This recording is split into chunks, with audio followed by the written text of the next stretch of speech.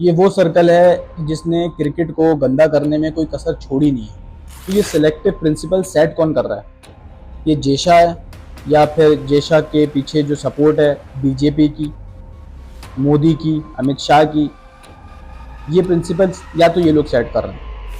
तो सवाल मेरा यही है कि क्या इंडिया बांग्लादेश जाएगा, या फिर एक हाइब्रिड मॉडल डिमांड करेगा, या बांग्लादेश को अपनी होस्टिंग राइट से कॉम्प्रोमाइज करना पड़ेगा।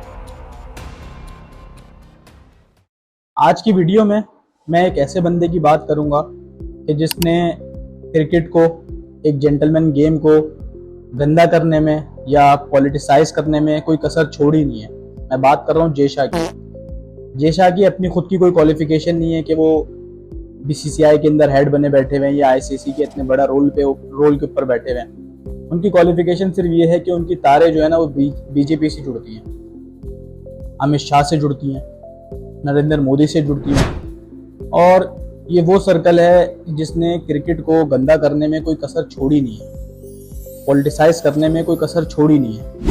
अगर हम बात करें 2023 के एशिया कप की, जो पाकिस्तान में होना था, तो क्या ड्रामेबाजी हुई थी सबको याद होगा कि पाकिस्तान नहीं जाएंगे, पाकिस्तान के साथ खेलेंगे नहीं। और अभी लास्ट एशिया कप की बात कर लो, हाथ नहीं मिलाना, ये नहीं करना, वो नहीं करना, जो क्रिकेट को गंदा करने वाली हरकतें होती हैं वो इन्होंने सब कर ली। अब सवाल ये है कि 2027 का जो वर्ल्ड कप है वो बांग्लादेश में होना है, और बांग्लादेश के साथ आपके रिलेशन अच्छे हैं नहीं, तो आप लोग बांग्लादेश जाएंगे या नहीं जाएंगे, ये चीज़ पहले क्लियर कर देगा, बता देगा। 2027 का जो एशिया कप है वो बांग्लादेश में होना है, जून में होना है। तो एटलीस्ट 3-4 महीने पहले ना अपनी ड्रामेबाजी शुरू कर देगा, क्योंकि आप लोग के बांग्लादेश के साथ भी ना रिलेशन अच्छे नहीं है। तो ड्रामेबाजी जो 3-4 महीने पहले शुरू कर देगा कि हम बांग्लादेश नहीं जाएंगे, ताकि ना आप लोग के कंटेंट क्रिएटर्स को, आपकी मीडिया को कुछ कंटेंट निकालने के लिए ना कोई चीज़ मिल जाए, आपके कवरेज करने के लिए एक टॉपिक मिल जाए कि इसके ऊपर सारा पूरा दिन डिस्कशन होता रहे। आपका मीडिया पाकिस्तान के अलावा, बांग्लादेश के अलावा, हिंदू मुस्लिम के अलावा कोई बात करता नहीं है। तो एटलीस्ट 3-4 महीने अपने कंटेंट क्रिएटर्स को, अपने मीडिया को टाइम देगा कि इसके ऊपर डिस्कशन कर सकें, इनका कंटेंट निकल सके, इनकी टीआरपीज आ सकें। समझ रहे हो ना? तो जून में अगर आपका एशिया कप होना है ना, तो आप एटलीस्ट मार्च में या फेब में स्टार्ट कर दें ड्रामेबाजी, ताकि कंटेंट निकल सके। ज़रूरी है, आपकी मीडिया के लिए ज़रूरी है, आपके कंटेंट क्रिएटर्स के लिए ज़रूरी है, वरना क्या करेंगे ये लोग? सीधा सीधा अगर एशिया कप हो गया तो पॉलिटिसाइज किस तरीके से करेंगे क्रिकेट को?